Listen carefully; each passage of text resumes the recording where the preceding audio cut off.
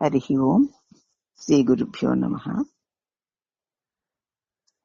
కలలు కంటూ బ్రతికేవు, అవి కళ్ళలైతే చచ్చేవు. జీవితమే కలయని ఎరుగవు, కలత మాని నిలకడ పొంది సత్యంబు గ్రహించరా, నీవు తలిచేవన్నీ మిథ్యలేరా. అదే జీవన్ముక్తికి బాట, బ్రహ్మానందమయ్యి మాట అని చెప్పి 49 చెప్పుకున్నాము. ఇప్పుడు 50వ. పెడచెవిని పెట్టావు సద్గురువుని మాట, అది చతుర్వేదాల సారాల మూట. ఏదో చెప్తున్నారులే అనుకుంటున్నాం, అంతేగాని చతుర్వేదాల సారం గురువు చెప్తున్నారే అని అనుకోవడం లేదు. అనుసరించు గురు పాదం పడిన చోట, అదే కలిగించును నీ మనసుకు ఊరట. అనుసరించు గురు పాదం పడిన చోట. గురు పాదం పడిన చోట అంటే గురువు ఎక్కడెక్కడ ఎలా నడుస్తున్నాడో ఆయన నడవడికని బట్టి నువ్వు చూసి నేర్చుకో. ఆ పాదాలకు దండాలు పెట్టమ్మా, ఆ ముద్రలు పెట్టే ముద్రలకు ఆ ముద్రలకు దండాలు ఏం పెట్టుకుంటావు? మరి ఈ బుక్స్ చాలా ఇచ్చారు మీకు, అందరికి పంచిపెట్టాను. నేనే ఇచ్చాను అందరికి. అంచేత అదేంటి గురువు పాదం పడిన చోట అంటే ఆ పాదాలకు దండం పెట్టు అని కాదు. గురువు ఎక్కడెక్కడ ఎలా అంటే ఆయన నడవడికని చూసి కదా, ఆయన నడవడికని అనుసరించు అని. అంతేగాని ఆ పాదం పడిన చోట పువ్వులు పెట్టు దండం పెట్టు అని కాదు. అదే కలిగించుడు నీ మనసుకు ఊరట. కాబట్టి గురువు మాట అంటే ఏదో మామూలు మాటలే మనలాగే చెప్తున్నారు అనుకుంటున్నావే తప్ప చతుర్వేదాల మూట సారం చెప్తున్నారు అనుకోవడం లేదు నువ్వు. తాటాకు బొమ్మరా నీదు దేహం, ఆటలాంటిది ఈ జీవితం. తాటాకు బొమ్మ లాంటిదే, ఆటలాడే బొమ్మ ఈ జీవితం. మాటలాడు బొమ్మ నీ ప్రాణం. మాట్లాడే బొమ్మ అంతే, ప్రాణం ఉంది కనుక ఈ బొమ్మ మాట్లాడుతోంది.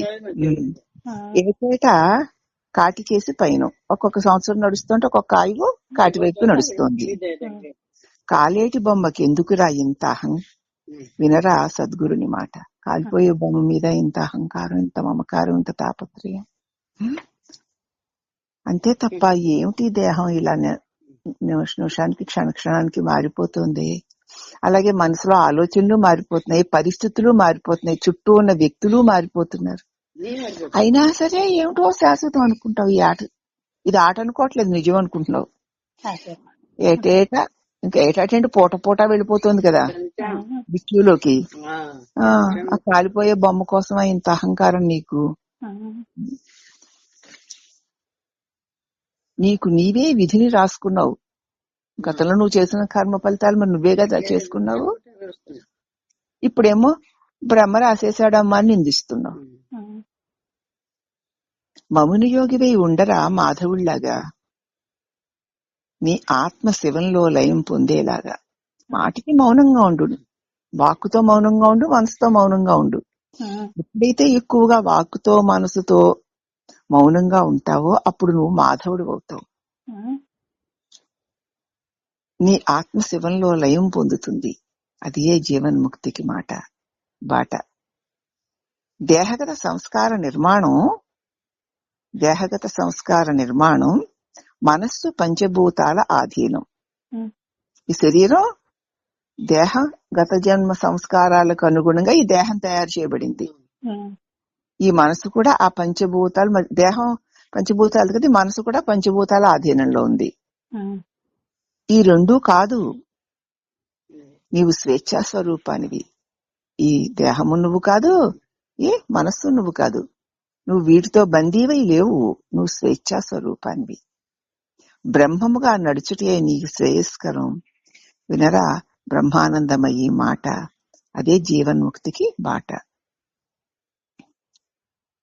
పట్టుకుందామంటే నిలవదు ఈ ప్రాణం. ఎవడు పట్టుకోగలడు? నెట్టివేస్తుంది నిన్ను కాలం. కరిగేలోపే ఆయుర్దాయం చేరుకోరా నీ ఆత్మమూలం. ఈ శరీరంలో ఆయుర్దాయం కరిగే లోపుగానే నీ మూలమైన ఆత్మని చేరుకో. అది జనన మరణాలు లేని నిలయం. అక్కడికి చేరుకున్నట్టుకి మళ్ళీ చావు పుట్టుకులు ఉండవు. అది ఎక్కడో లేదు, మళ్ళీ పరమపదమట, కైలాసమట, వైకుంఠమట, అక్కడెక్కడికో వెళ్ళడం కాదు. నేను అనేటువంటి నీ జీవభావానికి మూలమైనదేదో అక్కడికి చేరి ఇంకా అక్కడ ఉండిపో అంతే. మళ్ళీ జారి కిందకి పడకు. ఇక జనన మరణాలు లేని చోటది, దానిలో నిలిచిపో. ఎందుకు మాటి మాటికి జారి కిందకు వస్తావు? నువ్వు చూసేదంతా మిథ్యేరా, కానీ మూసేసింది నిన్ను అవిద్య. ఇదంతా ఉత్త డొల్లా, ఉత్త కల్లా, కానీ నిన్ను అవిద్య మూసేసింది, సత్యం అనిపించేస్తోంది. సద్గురువు తెలిపేను బ్రహ్మ విద్య, అదే నీ ఆత్మారాముని అయోధ్య. అయోధ్య ఎక్కడో లేదు. సద్గురు చెప్తున్నాడు బ్రహ్మ విద్య నేర్చుకో, ఇదంతా ఉట్టి మిథ్య, అలా ఉంటుంది గాని ఉండదు, ఇది తెరపై బొమ్మలాట లాంటిది. క్షణానికి ఆ తెర మీద ఉన్నటువంటి బొమ్మల యొక్క వ్యవహారాలు మారిపోతూ ఉంటాయి. అవునా? ఆ తెర మీద బొమ్మ లాంటిది ఎంతో, ఇది అంతే, అదే నిజం అనుకుంటున్నావు. ఎందుకంటే నిన్ను అవిద్య మూసేసింది. సత్యమన్న భావనే అవిద్య. అయితే సద్గురు చెప్తున్నాడు ఇది అసత్యం, నీ జీవితాన్ని వెనక్కి తిరిగి చూసుకో, ప్రతి క్షణం పరిశీలించుకో, ఇది ఎక్కడేదైనా శాశ్వతమైన వస్తువు ఉందేమో చూసుకో, పరిశీలించుకో, చూసుకో. ఏదొస్తే దాంతో పడి కలిసిపోయి అదే సత్యం అనుకోకు. ఇన్నాళ్ళ నుంచి నువ్వు కల్పించుకుని భ్రమలో తిరుగుతున్న మిథ్యాభావాలను వదిలిపెట్టు. ఒకసారి నిలబడి చూడు, నీ జీవితాన్ని నువ్వు పరిశీలించుకో. పరిస్థితుల్ని, పరిసరాలని, వ్యక్తుల్ని, వ్యవహారాలని, దేహపు యొక్క కష్ట సుఖాలని, రాగద్వేషాలని ఒక్కసారి పరిశీలించుకొని చూడు. చూస్తే నీకే తెలుస్తుంది ఏదీ ఉండడం లేదని, ఏదీ ఉండదని. సద్గురు చెప్తున్నారు కదా, అవి ఊరికే అలా కలలాగా అలలాగా వచ్చి వెళ్తాయి, అవి సత్యాలు కాదురా అని సద్గురు నీకు నీ స్వరూప విద్యను నేర్పుతున్నారు. అదే నీ ఆత్మారాముని అయోధ్య. అయోధ్య అంటే ఎక్కడో లేదు, నీ ఆత్మారాముడే, నువ్వే, నీ హృదయమే అయోధ్య. దానిలో ఉన్నటువంటి జీవుడు అనబడే నువ్వు జీవుడు కాదు, నువ్వే దేవుడివి, నువ్వే రాముడివి. కుండకి మట్టే ఆధారం, అవునా? మరి ఈ దేహ పాత్రకి ఆత్మే ఆధారం. ఈ దేహం అనే పాత్ర పోషిస్తున్నాం కదా, లోపల ఏ ఆత్మస్వరూపుడు లేకపోతే ఈ దేహం అనే పాత్ర పోషిస్తాం. అలాగే చెట్టుకి పొడమే మూలం. ఈ చెట్టుకి భూమే కదా మూలం. భూమి లేకపోతే చెట్టు ఏది? నీ తెలివికి బ్రహ్మమే మూలం. నాకు అది తెలుసు, అలా తెలుసు, ఇలా తెలుసు, అక్కడ తెలుసు, ఇక్కడ తెలుసు, అప్పుడు తెలుసు అంటావు. ఏం తెలుసు నీకు? అన్నిటినీ తెలుసుకునే ఈ తెలివికి మూలమేదో తెలుసుకోవా? అదే నీ స్వరూపమైన బ్రహ్మము. నీ జ్ఞాన నేత్రాన్ని తెరుచుకుని నీ ప్రయాణాన్ని మార్చుకో. ఈ భౌతిక విషయాలలోనికి కాదు నీ ప్రయాణం, నీ స్వరూపంలోనికి. అదే నీకు జీవన్ముక్తికి బాట. అక్కర్లేనివన్నీ పోగు చేసుకుంటున్నావు, నీ ఆయువుని వృధా చేసేసుకుంటున్నావు. ఏదైనా ఇక్కడ అక్కరైంది అవసరమైంది ఉందా? ఎందుకంటే అక్కరైంది అవసరమైంది ఏదైనా ఉంటే అదే వస్తుంది. నీ ప్రారంభంలో ఉందని ఎవరు ఆపలేరు. అంచేత అక్కర్లేనివన్నీ, నీకు అవసరం లేనివి, నీవి కానివి పోగు చేసుకుంటున్నావు. ఆ పోగు చేసుకోవడంలో నీ ఆయువును వృధా చేసేసుకుంటున్నావు. నీ ఆయువు పోతుందన్న భయమే లేదు. మరణించాక ఏమీ నీతో రాదు. నువ్వు ఒంటరిగా మిగిలిపోతావు. అప్పుడు నీకెవ్వరు తోడుండరు. పశ్చాత్తాపడినా అప్పుడు ప్రయోజనం ఉంటుందా? పోనీ నావినావని దాచుకున్నావే, అప్పుడు శరీరం పోయాక దానం చేయగలవా? శరీరం ఉన్నంతసేపు దాచుకోవాలని బుద్ధి పుడుతుంది. అయ్యో తర్వాత దిక్కు మొక్కు లేకుండా పోయాక నాకు ఇవన్నీ నేను నావినావని దాచుకున్నానే, అవన్నీ ఏవి పోని, అవి ఎవరికన్నా ఇద్దాము అంటే కుదురుతుందా? కుదరవు కదా. కాబట్టి ఎందుకు పోగు చేసుకోవడం? బాహ్య కాంతుల్ని వెలుగుల్ని చూస్తున్నావు, అంతరంగంలో అంధకారంతో నింపుకుంటున్నావు. లోపలేమో అంధకారం, అజ్ఞానం, వెలుపలేమో ఈ కాంతులు, జిలుగులు, వెలుగులు అన్ని చూస్తూ ఆహా ఓహో అంటావు. నీలోని దీపాన్ని మనసనే మసి పట్టేసిందిరా. బ్రహ్మజ్ఞానం అనే వస్త్రంతో తుడిచేస్తే పోతుంది. నిరంతరం బ్రహ్మజ్ఞానంతో మనసుకి బాగా పాలిష్ పెట్టాలి. పెడితే అనేక జన్మలుగా ఉన్నటువంటి మరి మసి అజ్ఞానం పోతుంది. రాగద్వేషాలు వేడకనే త్యాగాలు చేసేస్తూ ఉంటాం. ఈ దానాలు ఆ దానాలు ఈ త్యాగాలు ఆ త్యాగాలు. నీ రాగద్వేషాన్ని వదలవు. ఏమిటి నీ త్యాగాలు? ఎవడికి కావాలి? ఎవడికి కావాలంటే లోకులు ఓహో అనొచ్చేమో, అంతేగాని లోపల రాగద్వేషాలు పో. ఏదైనా ఒక రాగం, ఒక కోరిక పెట్టుకొని ఏదైనా చేస్తావు. పుట్టిని చెయ్యు. లోకానికేమో అది త్యాగమని, అది దానమని చెప్పుకుంటావు. అందరూ కూడా అదే చెప్పు. వాళ్ళు అలాంటి వాళ్ళేగా చెప్పుకుంటారు. రాగద్వేషాలని త్యాగం చేస్తే అమ్మా, రాగద్వేషాలు వదలకుండానే త్యాగాలు చేస్తావు. అహంకారాన్ని వదలకుండానే సేవలు చేస్తావు.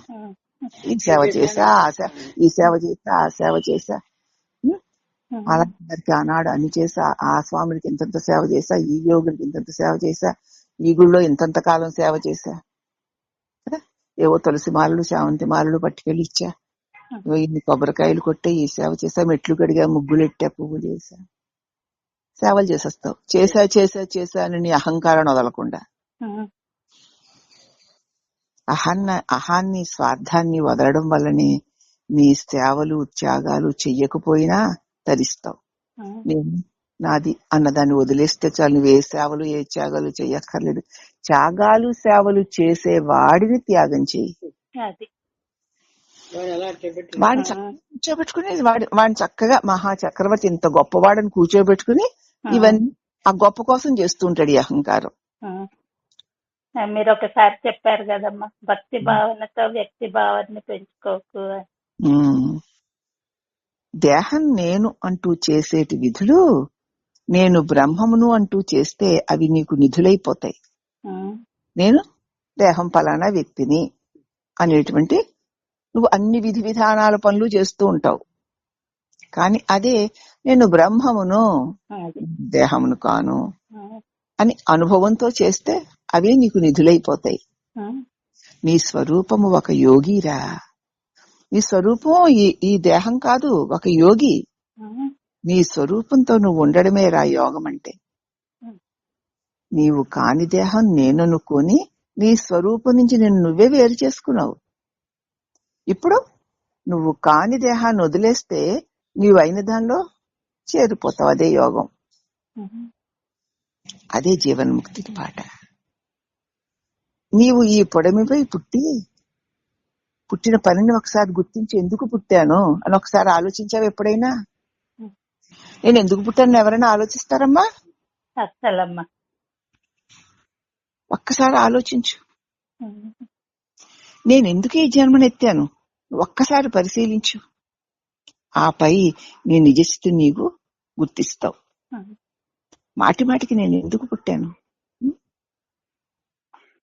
అసలు ఎందుకు పుట్టి ఈ పెరగడం ఏమిటి, ఈ వంగడం కొంగడం ఏమిటి, ఈ చావడం ఏమిటి?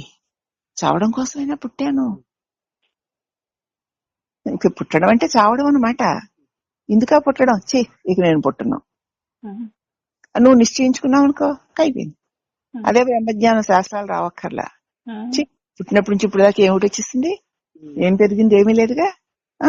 రేపొద్దున చేస్తాం, ఏం మిగలదుగా. దీనికోసం పుట్టడం చావడం ఏంటి? నేను ఇక పుట్టను అని ఊరుకో, అంతే, బ్రహ్మం అయిపోయావు. అర్థమైందా? నేను ఇక పుట్టను అని ఒక్కసారి అనుకుంటారా ఎవరైనా? నేను పుట్టేసా, నేను పెరిగేసా, అందరూ చచ్చిపోతాను, నేను చాపను. అదే అజ్ఞానం. పుట్టడం ఏంటి, చావడం ఏంటి? పుట్టినప్పటి నుంచి రకరకాల కాసేపు వీడు నా వాళ్ళు అనుకుని వాళ్ళని పట్టుకు వేళ్లాడడం, మళ్ళీ వాళ్ళు దూరం అయితే ఇంకొకళ్ళు నా వాళ్ళని పట్టుకు వేళ్లాడడం, వాళ్ళు దూరం అయిపోతే మళ్ళీ ఇంకొకళ్ళు అన్ని దూరం అయిపోతే శరీరం కుంగి, నాది అనుకున్న శరీరం కుంగి కుసించిపోయి అది నన్ను వదిలేసిపోతుంది. నేను పట్టుకుని వేళ్లాడమా? ఇది చావడం ఎందుకు, పుట్టడం ఎందుకు? నేను ఇంక పుట్టను అని ఒక్కసారి గట్టి నిర్ణయం తీసుకుంటే అదే జీవన్ముక్తి.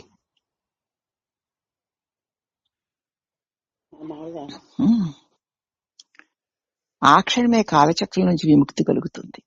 ఇంక కాలం ఏది? పుట్టుకలైతే కాలం లేదు కదమ్మా. లేదమ్మా. నేను పుట్టాను అంతే అయిపోయింది. ఖచ్చితంగా నేను పుట్టను అంటే నా పుట్టుకను నేను శాసించగలిగే అధికారం నాకుంది. ఉంది. మరి నాకు తెలియకుండా ఎవరో పుట్టించేశారు, నన్ను తిప్పి ఆడించేస్తున్నారు అనుకుంటున్నావు.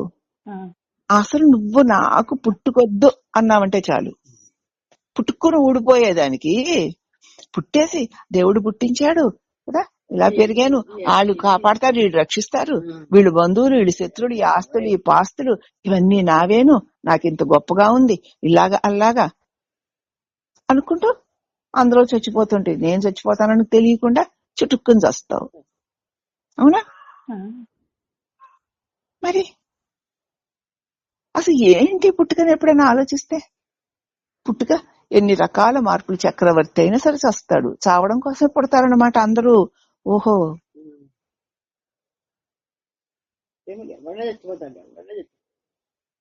కస్త్వం కోహం కొత్త ఆయాత కామే జనని కోమే తాత. ఎవరి అమ్మ, ఎవరి నాన్న, ఇతి పరిభావయ సర్వమసారం. దీన్ని కాస్త ఒక్కసారి పరిశీలించావా, అంతా అసారమే. పుట్టి కాసేపు రకరకాలుగా ఉండి పోతుందా, ఎంత అసారమైన. మరి ఏమిటంటావు ఇదంతా? ఈ విశ్వం అంతా ఒక కళ అంతే. అవునా? అదే మోక్షం.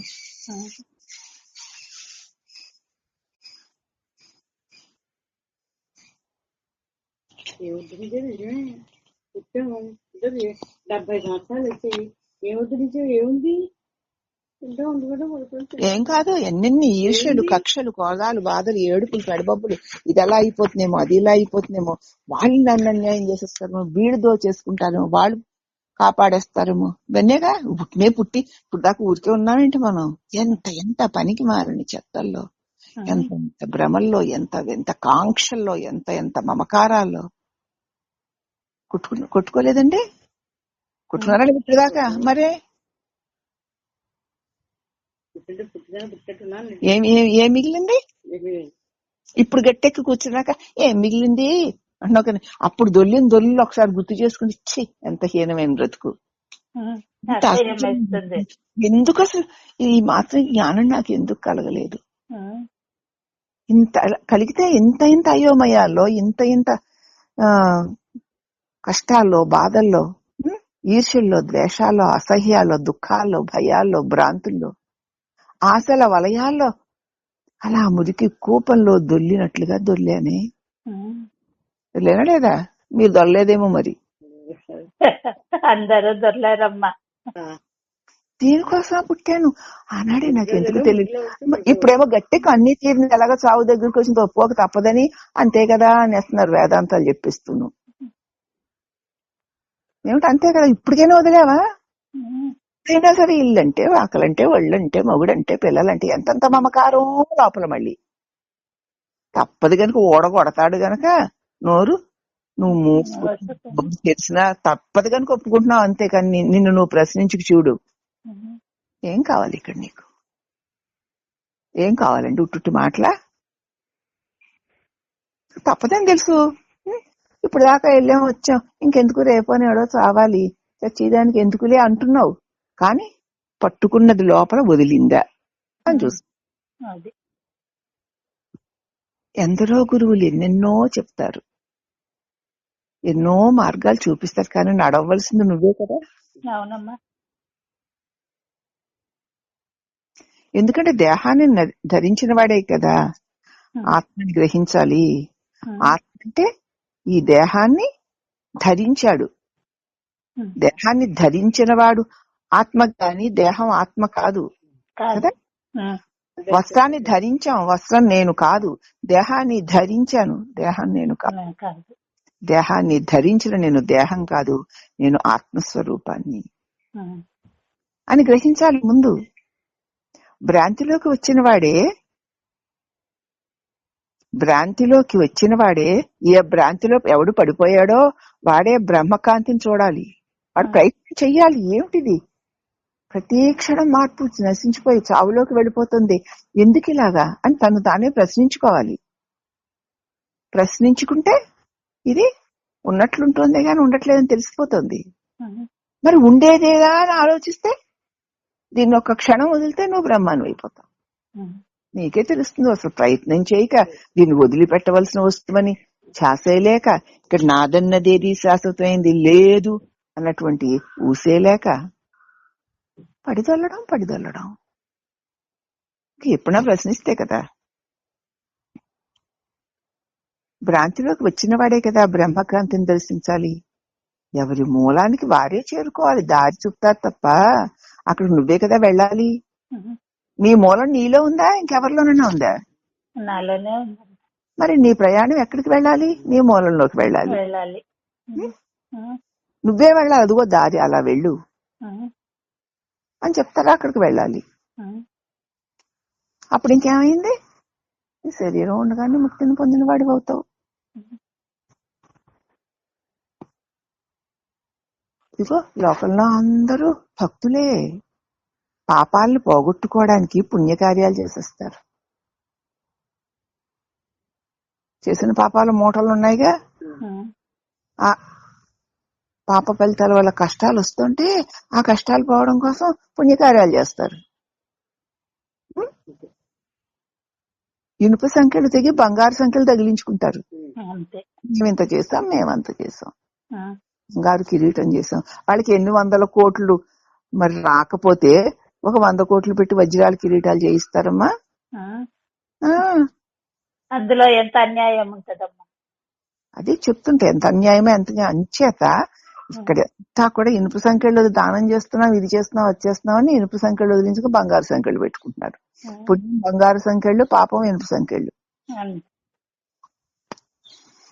ఈ పాప పుణ్యాలు రెండింటినీ దాటి స్వధర్మాన నడు. నీ స్వధర్మం ఇది, ఆత్మధర్మం నీ ధర్మం. ఉమ్, ఏం చేసినా ఫలితం బంధిస్తుంది. నేను చేశానన్నావా తప్పకుండా నువ్వు పుణ్యం చేసినా బంధిస్తుంది, పాపం చేసినా బంధిస్తుంది.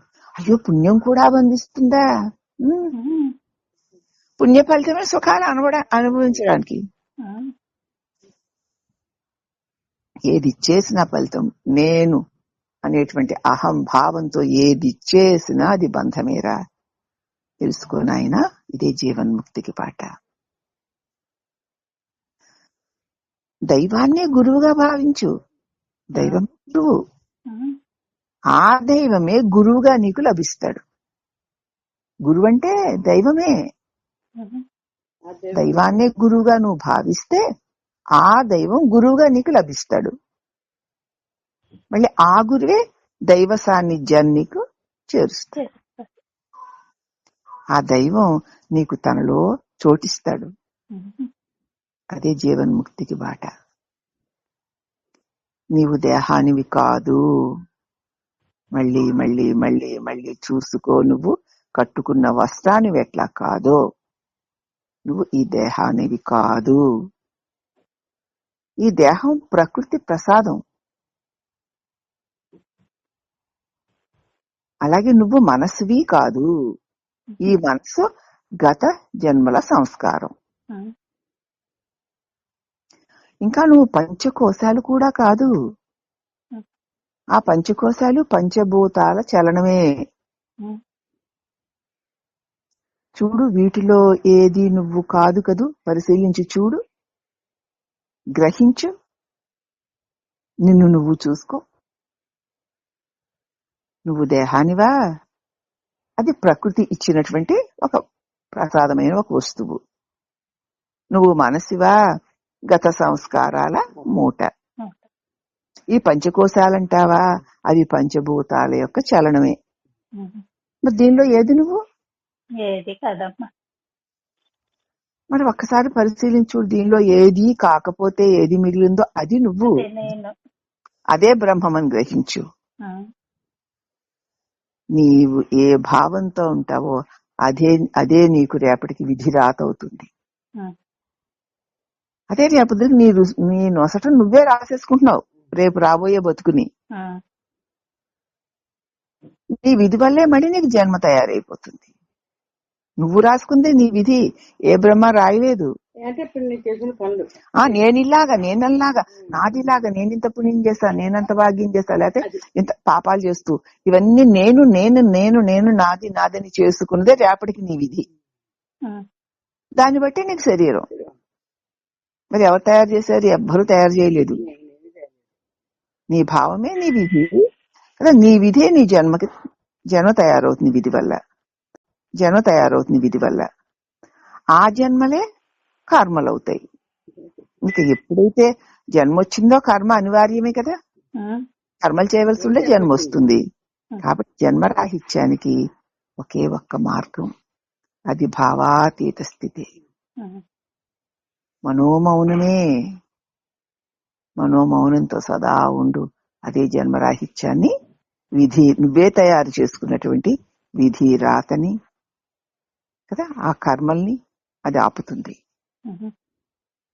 ఇదే జీవన్ముక్తికి బాట.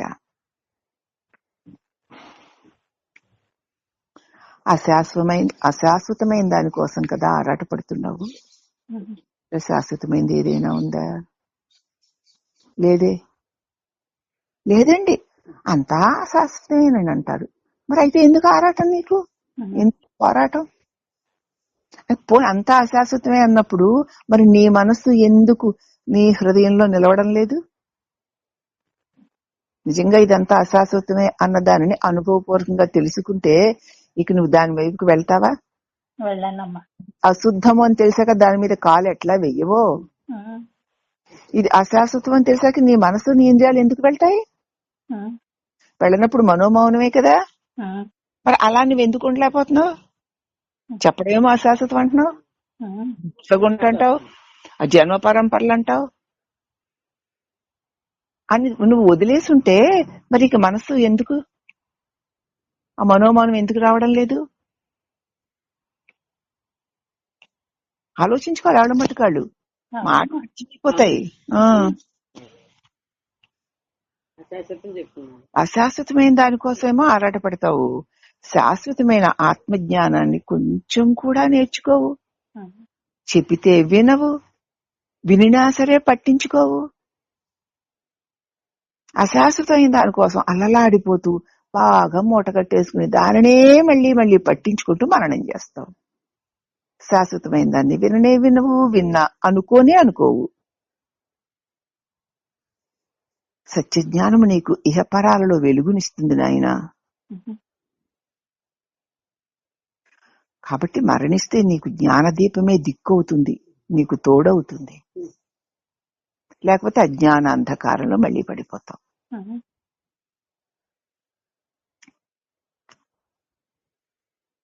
కలలు కంటూ బ్రతుకుతున్నావు.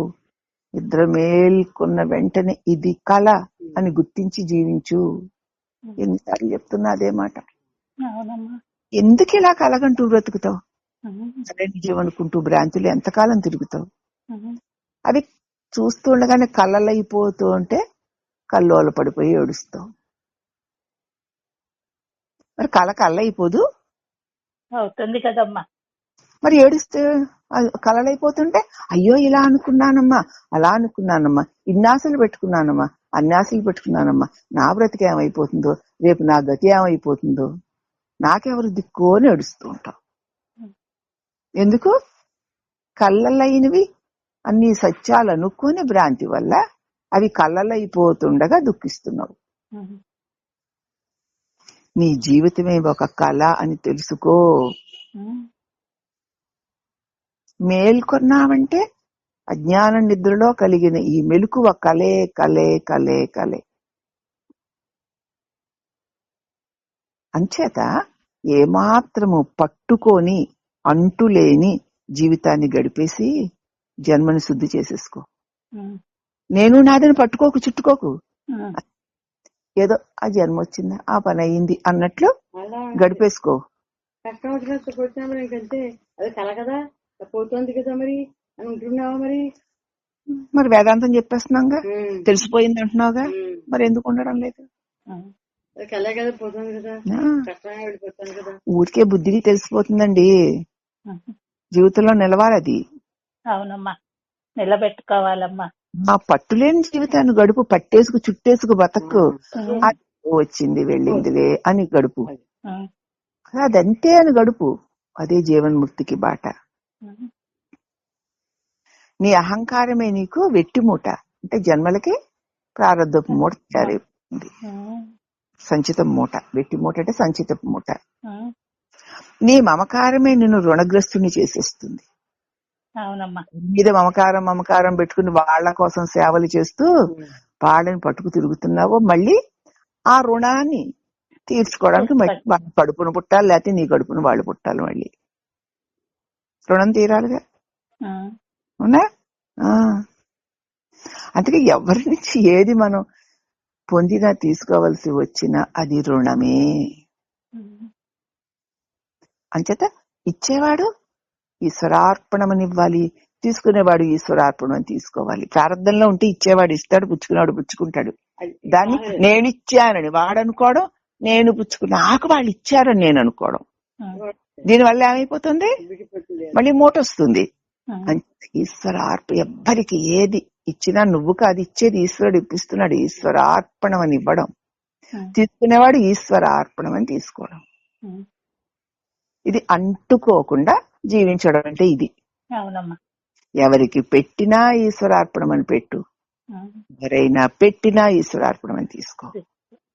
తీసుకునే వద్దు, తీసుకోవాల్సి వస్తే ఈశ్వరార్పణం. ప్రారంధాలు తీరాలి కాబట్టి కొన్ని మనకి పెడతారు, కొన్ని మనం ఇతరులకు పెడతాం. నేను పెట్టాను అప్పుడెప్పుడో నేను పెట్టాను అంటాం.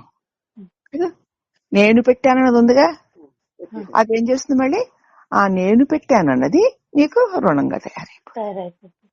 వాళ్ళు నాకు ఇచ్చారు అని నేను అనుకుంటూ ఉంటాను, దానికి వాళ్ళ రుణం నేను తీర్చుకోవాలి. ఏమో ఏదో ఈశ్వరార్పణం, ఈశ్వర ప్రసాదం, ఈశ్వరార్పణం, ఈశ్వర ప్రసాదం. మరి పొద్దున్న నుంచి ఇప్పుడు దాకా మనం ఏమేమి అనుభవించామో అన్ని ఈశ్వర ప్రసాదమని స్వీకరించామో. మరి నాకు అది ఇష్టం, నాకు అది ఇష్టం, వీళ్ళకి ఇది ఇష్టం, వాళ్ళకి అది ఇష్టం, వాళ్ళ ఇష్టాల కోసం వీళ్ళ ఇష్టాల కోసం నా ఇష్టాల కోసం అన్ని పనులు చేసుకుంటూ ఉంటాను. కానీ ఈశ్వర ప్రసాదంగా ఏ పనైనా చేస్తున్నానా చూసుకుని జీవన గమనంలోనే ఈ దృష్టి ఉండాలి. కాబట్టి నీ అహంకారమే నీకు సంచితమనే మూట అవుతుంది. నీ మమకారమే నేను రుణగ్రస్తుని చేసేస్తుంది. ఈ రెండింటినీ పక్కకి నెట్టి చూసే నేను కాదు, నాది కాదు. తేలికైన స్వేచ్ఛ అయిన నీ స్వరూపాన్ని నువ్వు పొందుతావు. ఏ బరువు ఉందిగా నేను కాదు నాది కాదన్నాక మనోనేత్రం తెరుచుకోరా, అదే రాజీవన్ముక్తికి బాట. నేను కాదు నాది కాదు, పొద్దున్న లేచినప్పుడు సాయంత్రం వరకు నేను కాదు నాది కాదు, నేను కాదు నాది కాదని బతికేస్తుందట. ఎదవ సొద ఎదవ గోల. ఎందుకు? డబ్బు వాయించినట్టు, కప్పలు కూసినట్టు నేను కాదు నాది కాదు, నేను కాదు నాది కాదు, నేను కాదు నాది కాదు అంటే నోటితో అంటే సరిపోతుందా?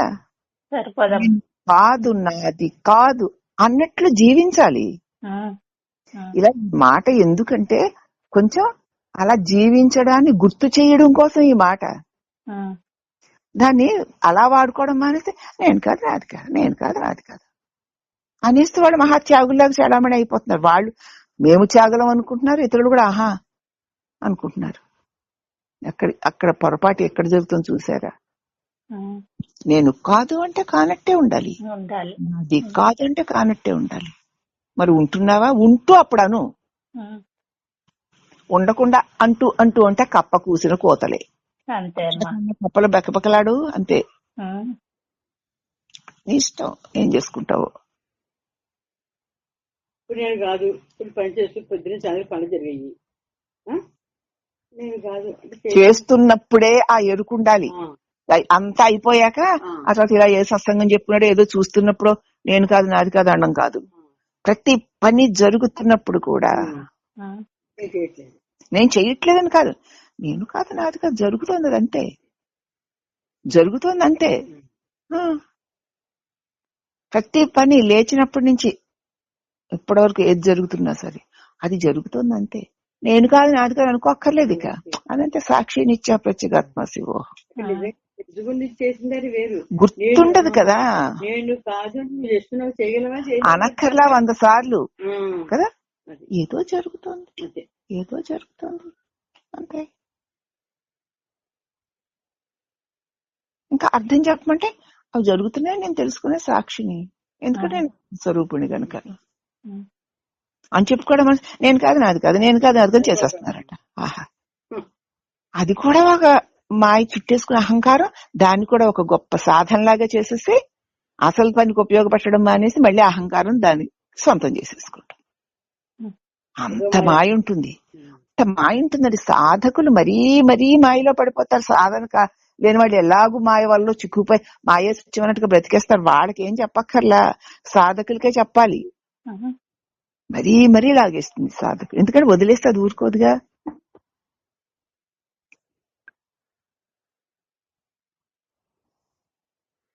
అసలు నువ్వు కట్టుకుని వస్త్రానికి నీ దేహానికి ఏమీ పెద్ద తేడా లేదు లేదమ్మా. ఎందుకంటే అది నశిస్తుంది, ఇది నశిస్తుంది. అది కొన్ని సంవత్సరాలు, కొంతకాలంలో అది నశిస్తుంది, కొన్ని సంవత్సరాల తర్వాత ఇది నశిస్తుంది. నశింపనేది రెండింటికి ఒకటే లక్షణం కదా, కొంచెం కాలంలో తేడా. కాబట్టి ప్రాణం ఉండగానే ఈ సత్యాన్ని గ్రహించాలి. సర్వులలోనూ ఉన్నది ఆ దైవమే, అందరిలో అందరిలో ఏకైక పరమాత్ముడే ఉన్నాడు అని తెలుసుకుని వెళ్తే మళ్ళీ రావు ఈ బొమ్మలోకి దిమ్మల్లోకి. తెలియకుండా వచ్చావు వెళ్ళావు అంటే మళ్ళీ పడాల్సి. ఎవరూ చూడకున్నా నిన్ను నీ పైన ఉండేటువంటి దేవుని కన్ను చూస్తూనే ఉంటుంది. ఎవరు చూడలేదు అనుకోకు, నిన్ను నీ పైన నీకంటే నీకు ఆధారమై ఉన్నటువంటి దేవుడి కన్ను నిన్ను చూస్తూనే ఉంటుంది. నీ జీవితం అంతా వాడి చూపులో సాగుతోందని మర్చిపోకు. చూపుని తప్పించుకుని ఎవ్వడు జీవించలేడు. వాడే నడిపిస్తున్నాడు ఈ దేహం అనే రథాన్ని. ఈ సత్యాన్ని ఎప్పుడు గ్రహిస్తావు? నేనే నాదే అంటే నేనే పుట్టా, నేనే పెరిగా, నేను ఇలా చేస్తా, నేను అలా చేస్తా. ఎప్పుడు గ్రహిస్తావు? ఎన్నిసార్లు చెప్పినా అవును అవును అంటామే గాని ఈ దేహాన్ని నడిపించేవాడు ఒకడున్నాడు అని వాడిని ఎందుకు పట్టుకుని ఉండవు? ఎప్పుడు గ్రహిస్తావు ఈ సత్యాన్ని?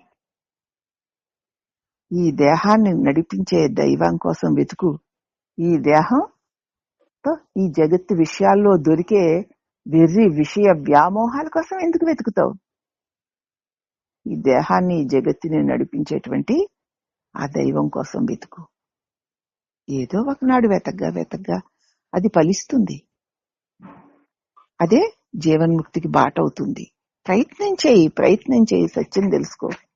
ఇది అసత్యమని తెలుసుకో, సత్యం ఇట్టిదని తెలుసుకొని అవునని దాన్ని పలకడం కాదు, ప్రతి క్షణం సాయశక్తిలా ప్రయత్నం చేయి. ఎండమావుల్లో ఎప్పటికీ నీరు లభించదు. అలాగే ఎంత పొందినా నీ మనసు తీరు ఈ లోక విషయాల పట్ల మారదు. అర్థందా? ఎంత పొందినకి చాలంది కదా. దేహ సౌఖ్యాలకు చేసేటువంటి కృషి, దేహాన్ని సౌఖ్యంగా ఉండడానికి, సుఖంగా ఉంచుకోవడానికి, ఆరోగ్యంగా ఉంచుకోవడానికి, అందంగా ఉంచుకోవడానికి నువ్వు చేస్తున్న కృషి దైవ దర్శనానికి సగమైనా చెయ్యి. దైవం ఎందుకండి మనకి దర్శనాలు? లేకపోతే ఎక్కడికి కాశీ కైలాసం వెళ్ళమంటారు. 1,00,000, 3-4 లక్షలు, 10 లక్షలు అయిందట ఆ యాత్రలన్నీ వెళ్ళొస్తేను. ఎలా అనుకుంటున్నా? అన్ని ఫ్లైట్లోనే, అన్ని ఫస్ట్ క్లాస్, అన్ని రూములు, ఆ ఫుడ్, అది అసలు ఎలా ఉందంటే ఎక్కడికి వెళ్ళినా సరే కాలు తీసి ఇలా కింద పెట్టక్కర్లేకుండా వెళ్ళి దేవుణ్ణి దర్శనం చేసుకొచ్చారు. 10 లక్షలు అయిందట. దేవుణ్ణి చూసి వచ్చిన ఆనందం కంటే మేము ఇంత కాస్ట్లీగా, ఇంత దర్జాగా అంత అక్కడ సుఖాలు అనుభవించి వచ్చాము అన్నటువంటి ఆనందమే వీళ్ళకి ఎక్కువగా తగలయ్యా. ఇంకా దేవుణ్ణి చూడడానికి వెళ్ళడం ఎందుకు? ఏం చెప్తామండి? అయ్యో అలాగమ్మా, ఎంత అదృష్టమా, ఎంత పుణ్యమమ్మా అంటున్నారు అందరూ. పుణ్యం చేసుకోకపోతే అంతంత కాస్ట్లీ హోటల్స్ లో, అంత పెద్ద ఫ్లైట్లో అంతంత డబ్బులు ఖర్చు పెట్టుకుని అంత హ్యాపీగా శరీరం ఇలా కందకుండా, అలవకుండా, నీరసం రాకుండా వెళ్ళి దైవాన్ని వెళ్ళి దర్శనం చేసుకొచ్చారట. ఆహా, ఎంత పుణ్యం!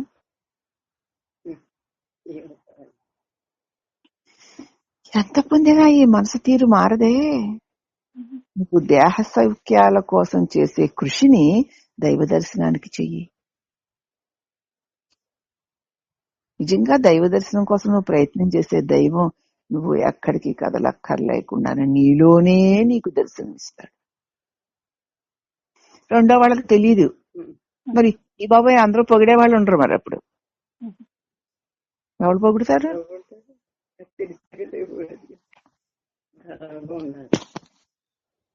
ఎందుకంటే ఆనందం నీ స్వరూపంలోనే దాక్కొనుంది.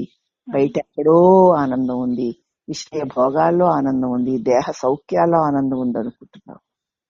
అదంత దుఃఖహేతువే. ఆనందం నీ స్వరూపంలోనే ఉంది. బాహ్యంలో వెతికితే అది దొరకదు, లేదక్కడ దొరకదు. ఉన్నట్టు కనపడుతుందంటే ఉన్న ఆ క్షణానికి ఉంటుంది తప్ప మరు క్షణానికి ఉండదు. కాబట్టి నిన్ను నువ్వు గ్రహిస్తే ఆనందం నీ సొంతమని నీకు తెలుస్తుంది.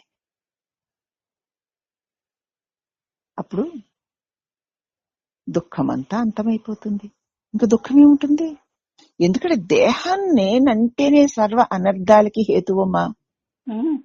ఒక్కసారి దేహభావన వదిలితే చాలు, ఇక దుఃఖ స్పర్శే లేదు, ఇంద్రియ విషయ భ్రాంతులే లేవు కదా, అశాంతే లేదు, జన్మ మృత్యువుల భయమే లేదు.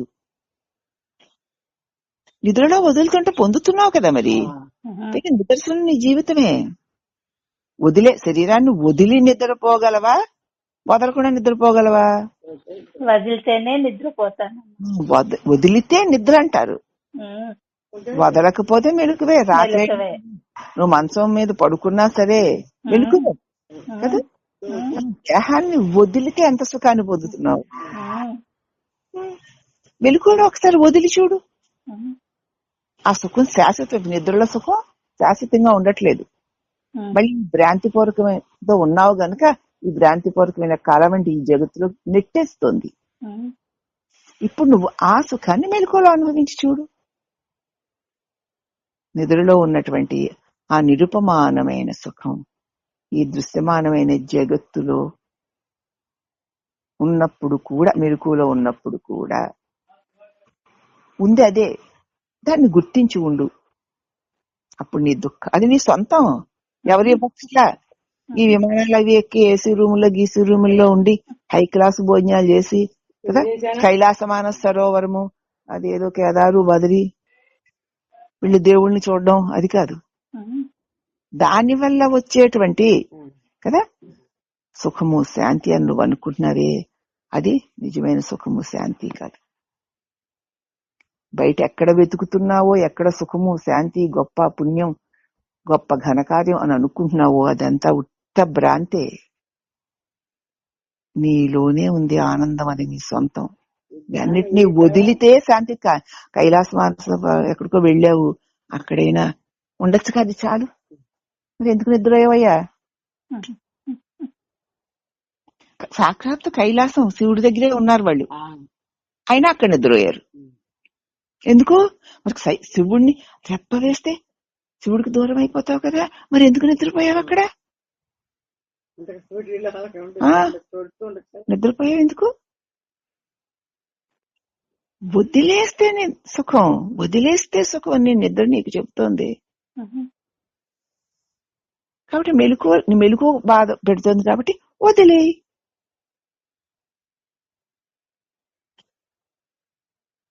అప్పుడే నీకు దుఃఖం పోతుంది. కాబట్టి కాలాన్ని వృధా చేసుకోకు. నీ మూలాన్ని నీలోనే గుర్తించు. నువ్వు ఎక్కడి నుంచో ఎవరో పంపిస్తే నువ్వు రాలేదు ఇక్కడికి.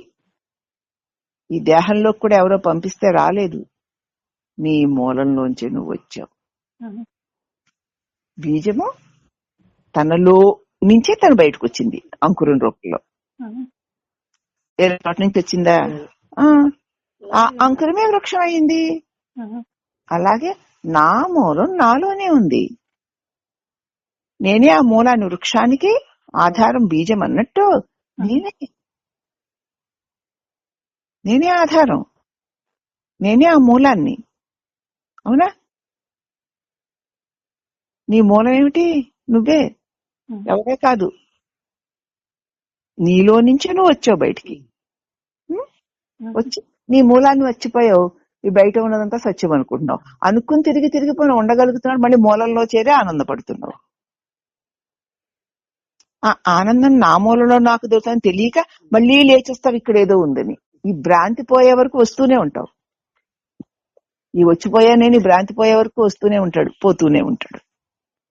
చచ్చిపోయే నేను నేననే భ్రాంతి పోయే వరకు ఈ వచ్చిపోయే వెర్రి వెంగళప్ప వస్తూనే ఉంటాడు, పోతూనే ఉంటాడు. అవునా? అర్థమవుతుందా? మరి భ్రాంతి పోతే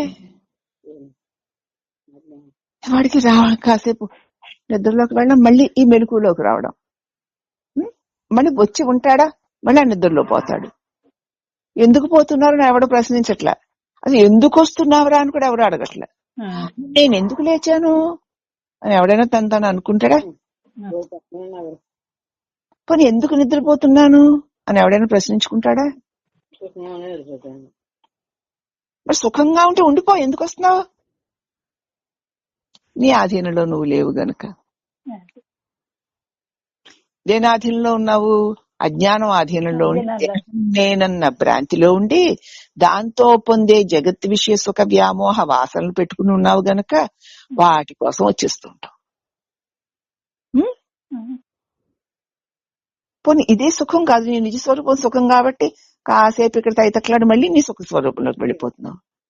వదిలి వెళ్ళి సుఖపడుతున్నానే, వచ్చి వీటిని తగిలించుకుంటున్నాను ఎందుకు అనుకోడు. ఇవి సత్యం కాబట్టి, ఇవి నిత్యం కాబట్టి, ఇవి సుఖం కాబట్టి అనుకుంటాడు. అయితే మరి ఎందుకు వదిలేస్తున్నాను నిద్రలో? నిద్ర వచ్చింది కాబట్టి. నిద్ర వచ్చింది కాబట్టి. నిద్ర ఎందుకు వచ్చింది? ఎందుకు వచ్చింది నిద్ర నాకు? మరి ఇది ఇంత ఆనందం కదా. మరి నిద్ర వస్తే నేను నా ప్రమేయం లేకుండానే వదిలేస్తున్నాను ఎలాగా? ఎందుకు వదిలేయాలి నేను? ఇంత బాగుంది కదా. అంటే ఇవి పట్టుకుంటే దుఃఖమని కదా, వదిలేస్తే సుఖమని నీకు తెలియకుండానే దీన్ని వదిలి నీ సుఖ స్వరూపంలోకి వెళ్తున్నావు. సుఖ స్వరూపంలో సేద తీరి అజ్ఞానం పోని కారణంగా మళ్ళీ వస్తున్నావు.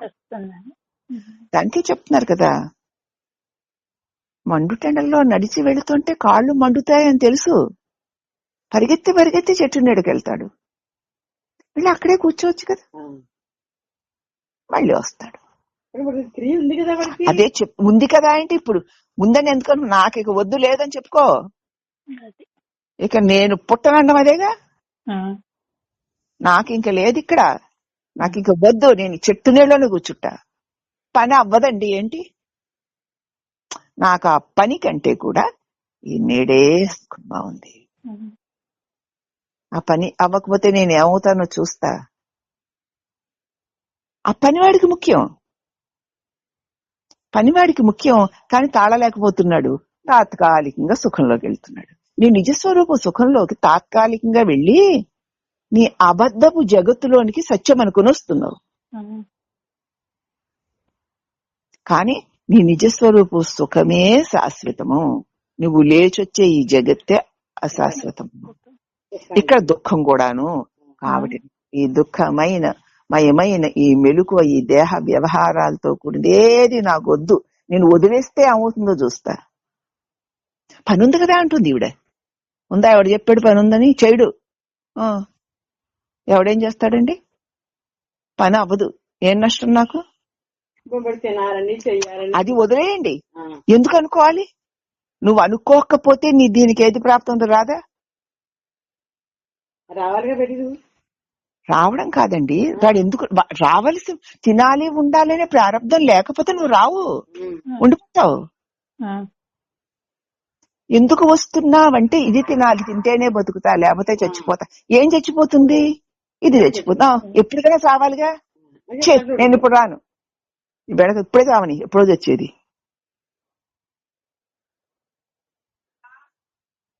స్వామీజీ కూడా నేను వెళ్ళిపోతా అంటే దాని మొగుడు చంపేస్తాట. చంపుతాడు. అంటే అంత ప్రేమ దీని మీద. ఇది చావకూడదు అనమాట. వాడు చంపేస్తాడని భయముతో కదా. అంటే చావంటే నీకు భయం, ఏది చస్తుందని జ్ఞానం లేదు. ఈవేళ గత రేపైనా చస్తుంది, అవునా? నువ్వే కదా చంపడానికి. ఈవేళ నువ్వు చంపకపోతే వాళ్ళు నా చేత చంపబడతారు కదా. చంపబడతా అని చెప్పాడు కదా ఆయన. మరికనే నువ్వైనా అంతేగా. మరి చచ్చిపోతానేమో ఎందుకు భయపడ్డావు? వండుకోవాలి, తినాలంటుంది తింగరు బుచ్చి. ఎందుకు వండుకోవాలి, ఎందుకు తినాలి? నేను తిన్నాను, నేను వండుకోను, నాకొద్దు అని ఒకసారి త్యాగం చేసి చూడు. ఈ పెళ్ళం రాకపోతే ఆ మొగుడే తిండి లేకుండా చచ్చిపోలేదు. ఆ మొగుడు కూడా ఈ పెళ్ళం లేకపోతే వాడు చావలేదు. లేచి పనులు చేయాలట. అదే వచ్చింది, నేను లేవాలి, ఈ బాధ్యతలు, ఈ కర్తవ్యాలు నాకున్నాయి, ఇవన్నీ నావే అన్న భావనతో నిద్రపోతున్నావు గనక నిద్రలో నీ నిజ రూపపు సుఖాన్ని అనుభవించినా నీ అజ్ఞాన రూపపు భావన నేను లేవగట్టి తీసుకొస్తుంది. నీ మెలకువ ఎవరూ తెప్పించట్లేదు, నీ భావనే లేపుతుంది. నీ భావన, నీ విధిని నువ్వే రాసుకుంటున్నావు. ఎందుకు లేవాలి? ఎందుకు? నాది ఇది కాబట్టి. అలాగే శరీరం చచ్చిపోయాక నాది అన్నది ఉంది కాబట్టి ఇంకో దేహంలో లెగుస్తావు రేపొద్దున్న. అదే ఇప్పుడే తెలుసుకో. అంటే లేవరా అంటే అలాగే ఉండిపోతారని అంటే అలా ఉండిపోతావా ఉండవని నీకు అనవసరం. అలా ఆ భావంతో ఉండి చూడు. లేచిన క్షణంలో ఆ నిద్రాసుకపు గుర్తులో పనులన్నీ చేసుకుంటూ పోతే అప్పుడు నీకు, నువ్వు ఆ గుర్తులో ఉన్నావంటే దీని ప్రారంభంలో ఉన్న పని ఇదే జరిగిపోతుంది. నువ్వు చెయ్యక్కర్లా అక్కడ, అసలు ఇప్పుడు కూడా నువ్వు చెయ్యక్కర్లా. అదే మరి చెప్తారు, కానిదాన్ని కౌగిలించుకొని నాకు ఈ బాధ్యత ఉంది కదా, నాకు ఆ బాధ్యత ఉంది కదా, అందుకు లేవాలట. అందుకు లేవాలా? అదిగో మరి అందుకే మళ్ళీ పుట్టి మళ్ళీ ఇంకో శరీరంలో లేవాలి. ఇప్పుడు ఈ శరీరంలో ఉండగానే కదా నేను లేవను, నాకు అక్కర్లా. లేవడం అంటే నేను నాది అనడం, అనుకోవడము. లేవడం అంటే నేను అనడమే కదా. లేచి నువ్వు కాని నేను అనుకోవడమే కదా. అది ఎక్కువ. అప్పుడు ఏం చేయాలి? ఇది నేను కాదు, నాది కాదు అని నువ్వు ఉండు అంతరంగంలో సాక్షిగా. ఆ పని అవుతుందా అవదా నీకు అనవసరం.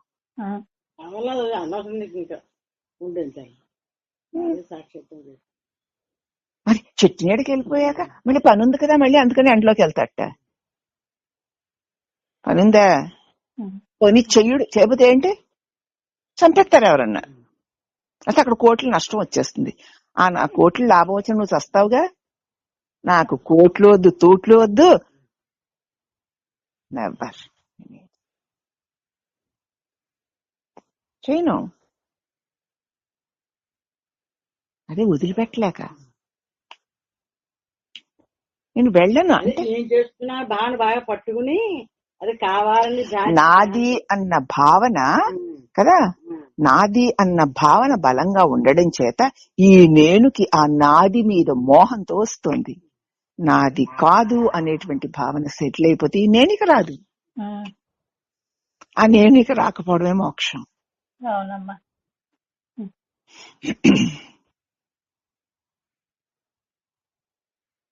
కాలాన్ని వృధా చెయ్యకు, నీ మూలాన్ని గుర్తించు. అప్పుడే మాయాజాలం నిన్ను వదిలిపెడుతుంది. అప్పుడు నీ మూలాన్ని గుర్తించావనుకో, ఏమక్కర్లా, నేను కాదు, నాది కాదు అని ఉంటావు. అప్పుడు ఇక మాయ నిన్నేం చేస్తుంది? నాది నాదని పట్టుకున్నావు గనక అప్పుడు నువ్వు బంధం విముక్తుడు అవుతావు.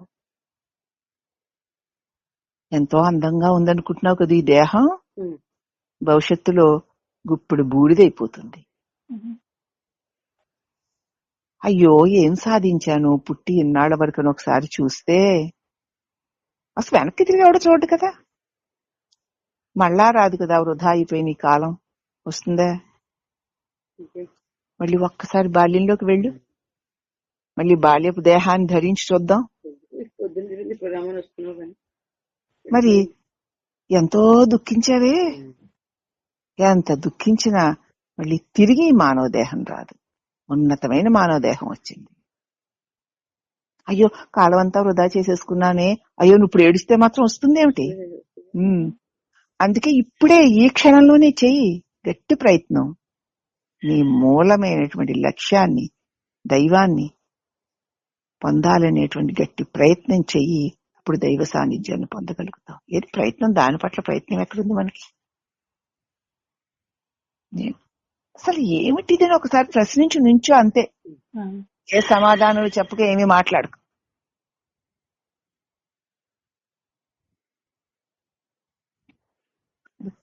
బాల్యావస్థ క్రీడాశక్త అన్నట్లు బాల్యంలోనేమో అమాయకత్వం, యవనంలోనేమో ధన వ్యామోహం, కౌమార్యంలోనేమో శరీరానికి రోగం, వృద్ధాప్యంలో నీకు నువ్వే భారం. అవునా? అందుకా పుట్టావు. ఓహో ఎంత ఘనకార్యం చేస్తున్నావయ్యా. ఈ దశలు ముగిసే లోపుగా నీ నిజస్వరూపం ఏమిటో ఒక్కసారి గురువాక్యాన్ని విని నీ నిజస్వరూపాన్ని గుర్తించు. లేకపోతే మళ్ళీ మళ్ళీ జన్మ పరంపర తప్పదు.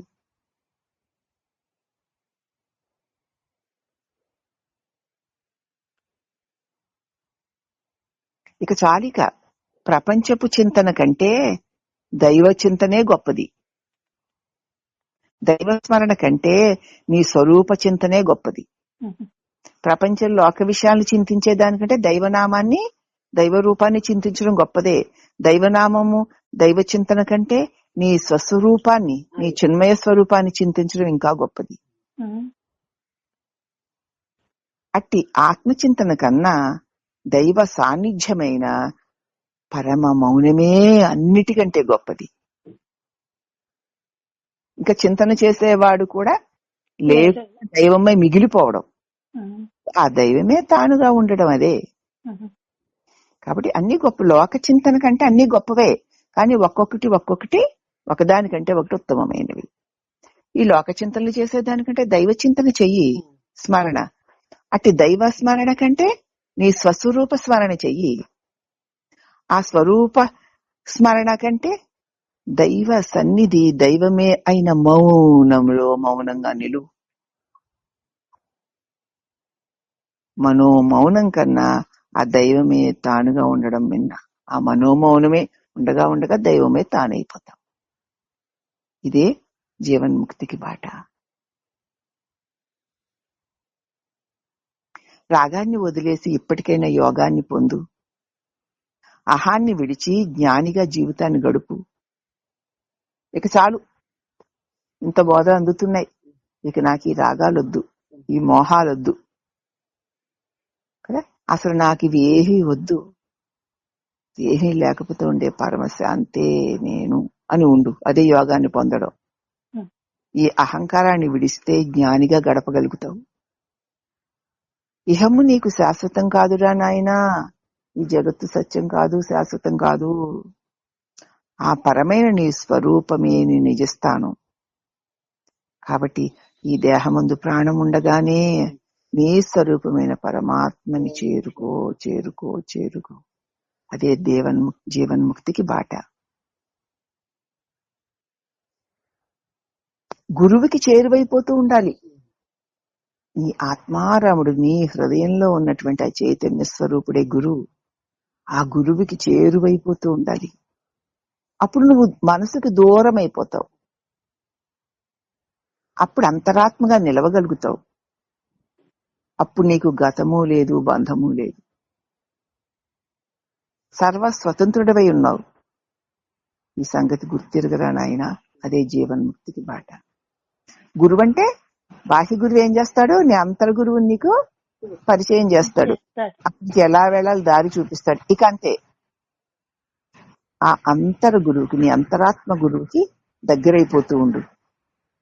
ఎప్పుడు నువ్వు లోకాన్ని దూరం అవుతావో దైవానికి దగ్గర అవుతావు. దైవానికి ఎప్పుడు దగ్గర అవుతూ ఉంటావు, లోకం నీకు దూరం అవుతుంది. నాకు లోకం దూరం అవడం నేను తట్టుకోలేను, ఉక్కిరిబిక్కిరి అయిపోతా ఉంటాను. అదే మరి, అందుకే ఈ గంపలే ఎందుకు వస్తున్నావు లేచి. అందుకే ఎప్పుడు గురువుకి చేరువవరా నాయన, మనస్సుకి దూరమవు, అంతరాత్మగా నిలువు. నీకు గతము లేదు, బంధము లేదు. నువ్వు సర్వ స్వతంత్రుడివై ఉన్నావు, నువ్వు బ్రహ్మానివై ఉన్నావు. అదే జీవన్ముక్తికి బాట. నువ్వు అనుకుంటావు నా ఇష్టం వచ్చినట్లు నేను జీవిస్తున్నాను, నేను నడుస్తున్నానని భావిస్తున్నావు. అసలు నీ నడక నీది కాదు, నీ వ్యవహారం నీది కాదు. నిన్ను ఎవరు నడిపిస్తున్నారో కొంచెం కూడా తెలుసుకోవేమిటి? నువ్వే నడిచేస్తున్నావా? నువ్వే వ్యవహారం చేసేస్తున్నావా? కానే కాదు. నిన్ను ఎవరు నడిపిస్తున్నారో తెలుసుకోలేవు. ఎప్పుడైతే ఆత్మజ్ఞానంతో నీ మూలాన్ని నువ్వు గుర్తిస్తావో, నీ వశంలో నీ జీవితాన్ని నడిపించుకుంటావో, అదే జీవన్ముక్తికి బాట. అవునా? నా ఇష్టం వచ్చినట్టు చేసేస్తున్నావా నువ్వు? నీ ఇష్టం వచ్చినట్టు ఇవన్నీ జరుగుతున్నాయా? మరి అయితే ఎవరి ఇష్టం వరకు జరుగుతున్నాయి? ఎవరు నిన్ను నడిపిస్తున్నారు? ఈ శరీరం లోపల ఉండి నీ ప్రమేయం లేకుండానే ఈ జీవన గమనాన్ని నడిపిస్తున్న వాడిని తెలుసుకో. అదే నీలో ఉన్నటువంటి ఆత్మస్వరూపం, అదే నీ మూలం. కాబట్టి నిన్ను నువ్వు నీ మూలంలో నిలుపుకోవడానికి నిన్ను నువ్వు వశం చేసుకో. నిన్ను నువ్వు వశం చేసుకుని జీవితాన్ని నడిపించు. నిన్ను నువ్వు శరీరానికి లోకానికి కదా అర్పించేసుకుని జీవిస్తున్నావు. నిన్ను నువ్వు వశం చేసుకో. అప్పుడు జీవితం బ్రహ్మానందమయంగా ఉంటుంది.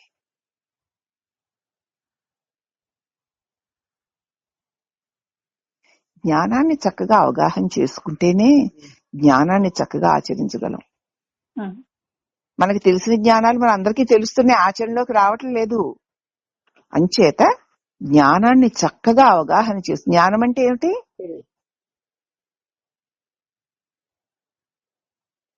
రెండోది లేకుండా ఉండడం.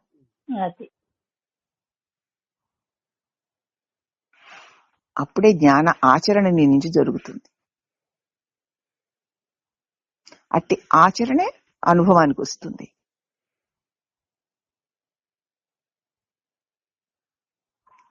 ఆ అనుభవమే నీకు అనంత విశ్వంలోకి చేరుస్తుంది. ఏకమైపోతావు, అంతే, అనంతమైపోతావు.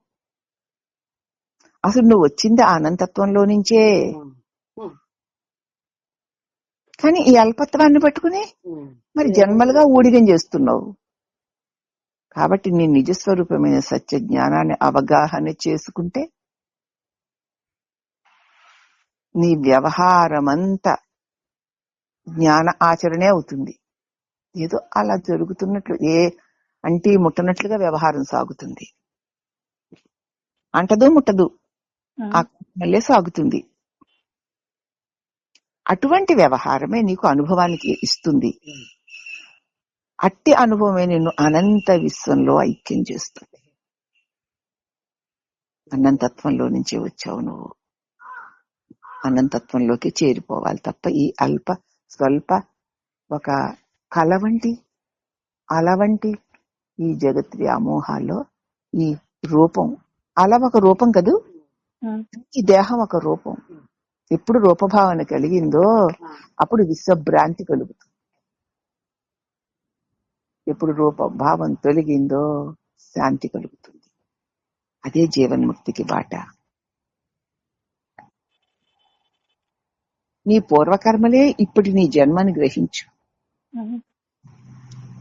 నేటి ఈ కర్మే మళ్ళీ రేపటికి నీకు జన్మ. మరి ఎన్ని మూటలు పెట్టుకున్నావండి, మరి జన్మ అక్కర్లేదంటే ఎట్లా కుదురుతుంది?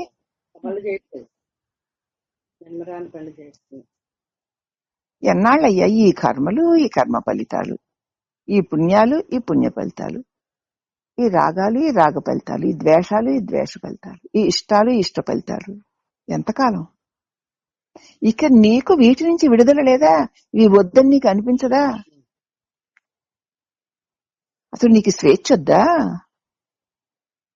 దేనిలో ఒక దానిలో పట్టుకుని తిరుగుతూ ఉంటావా? రాగాన్ని పట్టుకునో, ద్వేషాన్ని పట్టుకునో, రోగాన్ని పట్టుకునో, భోగాన్ని పట్టుకునో, తిరుగుతూ ఉంటాను. ఎన్నో ఒక్కటి పట్టుకోకపోతే నీకు బతుకులేదు. దాన్ని చుట్టుకు బతుకుతావు. అసలు అది లేకపోతే నువ్వు ఉండగలవో లేదో ఎప్పుడన్నా చూసుకో. స్తంభాన్ని నువ్వు కౌగిలించుకున్నావా, స్తంభం నిన్ను కౌగిలించుకుందా? ఇప్పుడు నువ్వు వదిలితే, ఈ రాగం నేను వదిలేస్తే నేను ఉండలేనా? ఈ ద్వేషం వదిలేస్తే నేను ఉండలేనా అని ఒకసారి ఎప్పుడన్నా నీ స్వేచ్ఛ కోసం నువ్వు పాటుపడ్డావా? ఇవి ఏవి లేనివే, అవి లేకపోయినా నువ్వు ఉన్నావు అని గురువు చెప్తున్నారు కదా. కాబట్టి ఆయన చెప్పిన పద్ధతిలో స్వేచ్ఛ కోసం ఆత్మజ్ఞానాన్ని, నీ స్వరూప జ్ఞానాన్ని విని అభ్యసించుకో. అప్పుడు జీవన్ముక్తుడివే తరిస్తావు. నిన్ను బంధించేది ఏది లేదు ఇక్కడ. నువ్వే కోరి ఆ బంధనాలు వాటితో నువ్వే ముడిపెట్టుకుంటున్నావు. పుట్టక ముందే ఏడా కొడుకు కదా, పుట్టక వాడికి పెళ్లి చేయకముందేదా కోడలు, ఆ కోడలు రాకముందేది ఈ మనవడు. చెప్పండి. వాళ్ళని బట్టి నా కొడుకులైతేనే ఉండలేను, పాపం నా కోడలికి లేక, ఆహా నా మనవడికి అలాగా. వాళ్ళు లేనప్పుడు నువ్వు ఎలాగున్నావు? ఆ మొగుడో పెళ్ళమో రానప్పుడు బానే ఉన్నావుగా. అసలు పుట్టక ముందు ఇంకా ఎంతో బాగున్నావు. అది అవునమ్మా, అక్కడికి వెళ్ళాలి. పుట్టేం సాధించావు?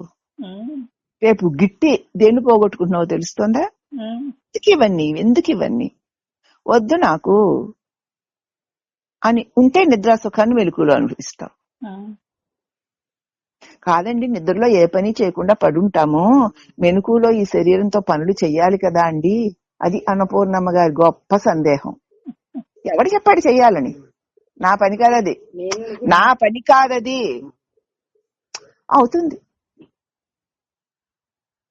అని ఎప్పుడన్నా ఉంటే కదా మొహానికి. నేను చేయకపోతే ఎలా అవుతుందండి?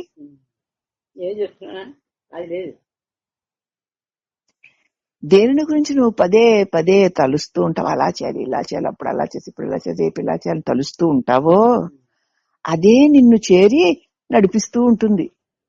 అదే ఇలా చేస్తా అలా చేస్తా అన్న భావన నడిపిస్తూ ఉంటుంది. మరి భగవంతుని తలుచుకోరా నాయనా, భగవంతుడే చేస్తాడు. భగవంతుని చేత నడిపింపబడతావు. మరి నీ భ్రాంతులు, నీ మోహాలు, నీ కోరికలు నిన్ను నడిపిస్తే నువ్వు అశాంతి పాలైపోతావు. భగవంతుని తలుచుకుంటూ పోతే భగవంతుడు నడిపిస్తాడు. ఇక నీకు తిరుగుండదు. తిరిగెందుకుంటుంది? భగవంతుడు నడిపిస్తే తిరుగుంటుందా? ఉండదమ్మా. మరి ఇంకనే నిజంగా ఇప్పుడు కూడా భగవంతుడు నడిపిస్తున్నాడు. అవునా? భగవంతుడు నడిపిస్తున్నాడని తెలుస్తోంది కదా. మా బాగా తెలుసండి. కానీ మేము మాత్రం నేనే నడుపుకుంటాను నా జీవితాన్ని. అందరి జీవితాలు దేవుడు నడుపుతాడండి, నా జీవితాన్ని నేనే నడుపుకుంటాను. అదే జ్ఞానం అమ్మ. ఓ ఈ జీవుడా, నిద్రలో నువ్వెవరివిరా? ఉదయాన్నే లేచి నేనంటున్నావు కదా. మరి ఈ నేను నిద్రలో ఏమైంది?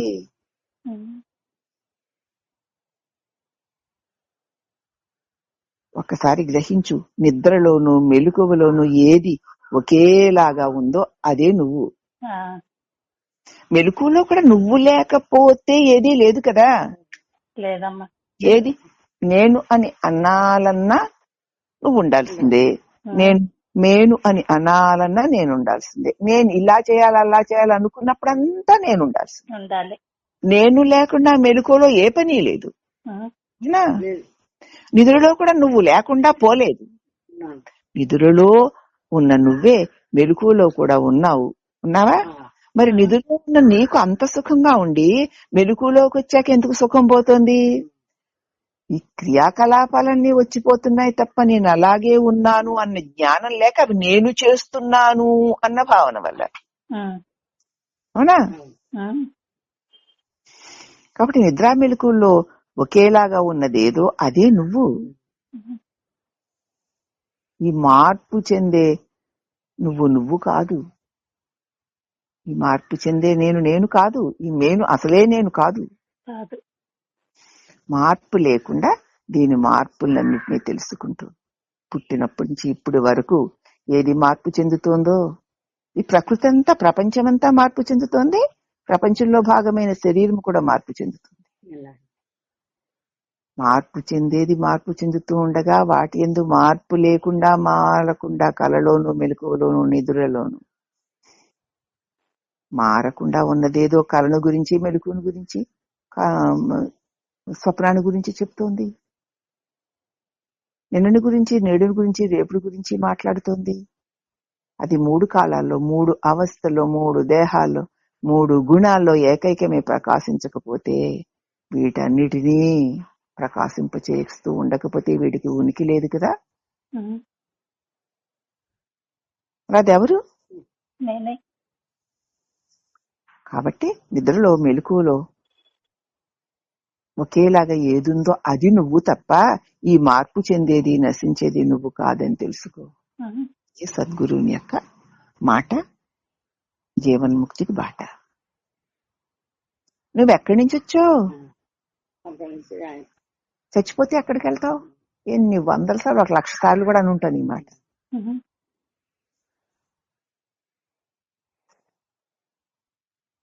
ఈ జనన మరణాల యొక్క తత్వాన్ని ఒక్కసారి ఆలోచించు. ఏమిటి పుట్టుక, ఏమిటి చావు, చావుకి పుట్టుకి మధ్యలోని ఏమిటి ఈ జీవితం? ఒక్కసారి నిలబడి ఆలోచించు, వాటిలో కలిసిపోకుండా. ఒక్కసారి నీకు ఎవరు దిక్కో ఈ లోకంలో గుర్తించు. కాబట్టి నీ దుఃఖం పోవాలంటే దైవాన్ని పొందింపచేసే ఆత్మధ్యానాన్ని చేయి. ఈ అన్నిటికీ మూలమైన ఆ పరమాత్మని ధ్యానం చేయి. అప్పుడే నీ దుఃఖం పోతుంది తప్ప ఇక దుఃఖం పోవాలంటే మాత్రం ఎప్పటికీ ఈ ప్రపంచంలో ఎన్ని సంపాదించినా దుఃఖం పోదు. యోగుల్ని చూసేసరికి నమస్కారాలు పెట్టేస్తావు, సన్యాసులను చూసేస్తే సత్కారాలు చేసేస్తావు. కానీ నీలో ఉన్న యోగిని గుర్తించవు. నీలో ఉన్న యోగిని చక్కగా గుర్తించి అట్టి ఆత్మయోగిని ఆశ్రయించి తరించు. ఆత్మే మహాయోగి. యోగి యోగ నివేశిత చిత్తం రమతే బాలోన్మత్తవ దేవ. యోగి కదా, చిత్తాన్ని తన హృదయములో ఉన్నటువంటి ఆ పరమ యోగి అయిన ఆత్మయందు నిలిపితే బ్రహ్మానందాన్ని పొందుతూ బాలుడు ఉన్మత్తుడు వలె పనులు చేస్తాడు. నేను నాదిని పట్టుకొని అంటుకొని రాగద్వేషాలు వెళ్ళగొక్కుంటూ చేయడు. రమతే బాలోన్మత్తవ దేవ అని చెప్పారుగా. ఏమిటో ఇదో పిచ్చిది. నీవు పూజించినది నీలోనే ఉంది. నువ్వేదో పూజలు చేసేస్తున్నావు, అక్కడ చేస్తున్నావు, ఇక్కడ చేస్తున్నావు, ఇలా కాదు. అది నువ్వు బయట చేస్తున్న పూజ చేస్తున్నా అనుకున్నది నీలోనే ఉంది. నీలో ఉన్న ఆ నిజ దైవం యొక్క ప్రతిబింబాలని, నీడల్ని నిజాలు అనుకుని అర్చిస్తున్నావు, ఆరాధిస్తున్నావు తప్ప నీ నిజ స్వరూపాన్ని నువ్వు ఎప్పుడూ అర్చించడం లేదు, ఆరాధించడం లేదు, ఆశ్రయించడం లేదు. ఇంకంతే భ్రాంతి. ప్రతిబింబాలను చూసుకుని దానిలో పడి తిరుగుతున్నావు. బాలుడైతే ప్రతిబింబాన్ని చూసి నిజం అనుకుంటాడు. నా కౌశల్య రాముడికి అద్దంలో చందమామను చూపించినట్టు. ఆకాశంలో చందమామను చూశాడు పాకుతూ పాకుతూ. చందమామను పట్టుకోవాలనుకుంటాడు. ఎక్కడ కనపడతాడు? దొరకడం లేదు. అతడు ముందుకు పాకుతుంటే ఇంకా ముందుకు వెళ్ళిపోతున్నాడు. ఇలా పట్టుకుందామని వెళ్తున్నాడు. తన నీడను పట్టుకోవాలని వెళ్తున్నాడు. చందమామను పట్టుకోవడానికి వెళ్తున్నప్పుడు తల్లి ఇంక చూసి అద్దం పెట్టింది. అద్దంలో ప్రతిబింబం కనిపించింది. అప్పుడు ఆ ప్రతిబింబాన్ని ముట్టినమ్మ చందమామ దొరికాడు. అలాగే తన నీడను చూసి పాకుతూ ఉంటే ఆ నీడ ముందుకు వెళుతుంటే ఆ నీడను పట్టుకోవాలంటాడు. ఇలా చేయి వేస్తాడు, ఇంకా ముందుకు వెళ్తుంది. మళ్ళీ ఇంకా నీడ అందక ఏడుస్తున్నాడు. అగరా బాబోయ్ నీడను అందించడం అని చెప్పి తల్లి ఏం చేసిందంటే వాడి జుట్టుని వాడి చేత పట్టించింది. అప్పుడు ఆ నీడ నాకు దొరికేసింది అనుకున్నాడు కదా. బయట వెతుకుతున్నదంతా ఉట్టి నీడ, భ్రాంతే కదా. నీలో ఉన్నదే నిజమైన పరమాత్ముడు. అతడిని పూజించు. అతని పూజ అక్కడ పడితే ఏం పువ్వులు వేస్తావు అక్కడ? పూజ అంటే పువ్వులే మనకి. అతడిని పూజించు. పూజించడం అంటే అతడినే నిరంతర అనుసంధానంతో అతడిలో నిలిచి ఉండడమే. నాయనా, నీ హృదయంలో అక్షయ పాత్ర ఉందిగా. బాహ్యధనం కోసం పరుగులు పెట్టకు నాయనా. నీ జ్ఞానం అనే అక్షయ పాత్రను గుర్తించి, నీలో నీ స్వరూపం అనే జ్ఞానమే అక్షయ పాత్ర. ఆ జ్ఞానమే లేకపోతే ఈ బయట ఉన్న అక్షయ పాత్రలు ఎక్కడ తెలుస్తాయి? దాని వెలుగులోకి నీకు తెలుస్తున్నాయి. దాని వెలుగులో తెలిసేవన్నీ గొప్పవట. అది గొప్పది కాదు. దాని గొప్ప నీకు తెలియట్లేదు. దరిద్రపు తిప్పలన్నీ అందుకే కదా వచ్చి. అందులోనే నీకు అన్నీ లభిస్తాయి. నీ జన్మ కూడా తరిస్తుంది. నీ హృదయం అనే, నీ జ్ఞానం అనే అక్షయ పాత్ర. దానిలోనే సమస్త విశ్వాలు ఉన్నాయి.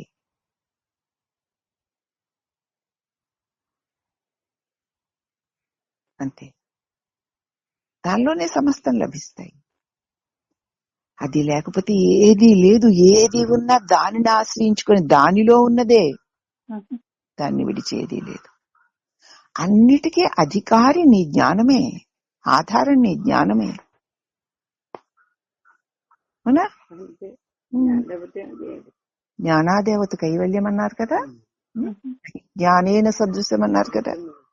ఇదే సత్య జ్ఞానం. నా తెలివి లేకపోతే ఏదీ లేదు. సహస్ర కోటి జగత్తులైనా సరే, సూర్యులైనా సరే నా తెలివిలో ప్రకాశించాల్సింది. నన్ను విడిచేది లేదు. నీ జీవితం ఒక ప్రయాణం. ఎక్కడికి నీ ప్రయాణం? గమ్యం తెలుసా? ఏ ఊరు వెళ్తావు? పుట్టావు కదా, పెరుగుతున్నావు. నీ గమ్యం ఎక్కడ? ఏ ఊరు వెళ్తున్నావు? ఎక్కడికి నీ ప్రయాణం? ఈ జీవితం యొక్క ప్రయాణం తెలుసుకో. ఇప్పుడు ఈ ట్రైన్ ఎక్కేమంటే పలానా ఊరు అని తెలుస్తుంది మన గమ్యం. ట్రైన్ ఎక్కి ఏ ఊరు వెళ్తున్నా నాకు తెలియదండి అంటే అదైతే తెలుస్తుంది. మరి ఈ జీవిత ప్రయాణం ఎక్కడికి? ఎక్కడికి? చావులోకి. చావులోకే కదా. అందుకే పుట్టావు. ఇదంతా నిజమని భ్రమిస్తే కాలచక్రం. ఇదంతా సత్యమే అనుకుంటున్నావు, కానీ ఇదేది సత్యం కాదు. నీ దేహం కూడా సత్యం కాదు. ఇది నాటక రంగం. కాసేపు ఆ నాటకం అలా జరుగుతోంది అంతే అని గ్రహిస్తే మోక్షం. ఏదో వచ్చింది, దాన్ని ఎక్కడ పొమ్మంటావు? కాసేపు ఉంటుంది. నాటకం ఎంతసేపు వేస్తారండి కదా. ఏదో వాళ్ళందరూ కథ ఇవి చెప్పించుకుంటారు కదా. సాయంత్రం 9ంటికి శుభ్రంగా తినేసి తాగేసి కూర్చుంటూ మొదలెడతారు. తెల్లవారు 7 వరకు చెబుతూనే ఉంటారు కథ కదా. ఇక వీడు కూడా తిని అలా కథ పాడుతుంటే వీళ్ళు చూస్తూ ఉంటారు. ఇప్పుడు తెల్లవారే కన్నా సినిమా 2 గంటలు ఉంటుంది, 3 గంటలు ఉంటుంది. మన వాళ్ళు చెప్పించుకునే బొగ్గు కథలు అవి ఒక 7-8 గంటలు ఉంటాయి. అయిపోతుంది కదా. అలాగే మన జీవితంలో నాటకం కూడా కొన్ని సంవత్సరాలు ఉంటుందంతే. ఎప్పటికైనా తెరపడాల్సిందేగా. దానికోసం, ఆ పాత్రల కోసం ఈ వేషం, ఈ బాధ. ఇది నాటక రంగం అని గ్రహిస్తే మోక్షం. ఒక్కసారి ఇది ఏమిటి, దీన్ని నిశ్చితమైన విచారణ చేసుకో. అప్పుడు నీ గమ్యాన్ని నువ్వు నిర్ణయించుకోగలుగుతావు. ఇది అంతా ఒక కళ, ఇది ఒక నాటకం, ఇది సత్యం నిత్యం కాదు. దీన్ని తెలుసుకునే జ్ఞాన ప్రకాశాన్ని నేను సచ్చిదానంద స్వరూపాన్ని తెలుసుకో. గురువు చెప్తున్నారు. అసలు ఆశ ఒక పెద్ద పాశమని తెలుసుకో. యమపాశం ఒక్కసారే పడుతుందయ్యా. నిత్యము నువ్వు ఆశాపాశాల ఉచ్చులో పడుతూనే ఉంటావు. ఏ నిమిషానికి ఏ ఆశ వచ్చి పడుతుందో. నిమిషానికి ఏ నిరాశ వచ్చి పడుతుందో చెప్పలేం. ప్రతినిత్యం ఆశాపాశాలి. ప్రతి క్షణం నిన్ను నువ్వే బంధించేసుకుంటూ నాది నాకు ఇలా అయింది, నా వాళ్ళకి అలా అయింది అంతే. మాటికి నేను నాది అనుకోవడం, దాని గురించి చింతిస్తూ ఉండడం, దానికేసి మనసును కట్టేసుకుంటూ ఉండడం అంతే. కనీసం ఏమిటిది ఇక్కడ నేనేది నా ఈ నిమిషాన చూస్తే నాది ఎక్కడుంది, నేనెవరున్నాను, నాకు ఇంక దిక్కేమిటని సద్గురువుని ఆశ్రయించు. ఆయన రక్షణలో నీ స్వరూపానికి వైరాగ్యంతో స్వేచ్ఛను కలిగిస్తాడు. ఆయన నీ స్వరూపానికి వైరాగ్యాన్ని ఇచ్చి స్వేచ్ఛను కలిగిస్తాడు. అదే జీవన్ముక్తికి బాట. నువ్వు ఇది కాదురా నాయన, చూడు ఇదిగో చూడు ఇప్పుడు చెప్తున్నారు కదా, అలాగే కాదు జాగ్రత్తగా విను, దీని జోలికి ఇంకా వెళ్లకు, నువ్వు హాయిగా సుఖంగా ఉన్న సుఖ స్వరూపాన్ని అని మాటికి బోధ రూపంలో హెచ్చరిస్తూ నిన్ను స్వేచ్ఛ కలిగిస్తాడు, వైరాగ్యాన్ని కలిగించి.